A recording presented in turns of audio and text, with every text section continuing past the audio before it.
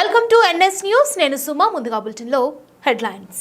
హైదరాబాద్ నిజాంపేటలో అక్రమంగా నిర్మాణంలో ఉన్న చర్చ్ ని కూలగొడుతున్న రెవెన్యూ అధికారి ఆర్ఐ కవిత.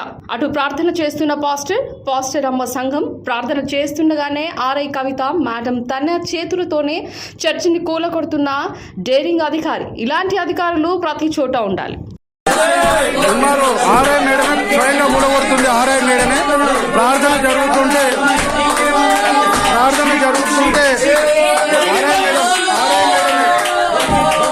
మేడం కూడా కొడుతుంది. ప్రార్థన జరుగుతుంటే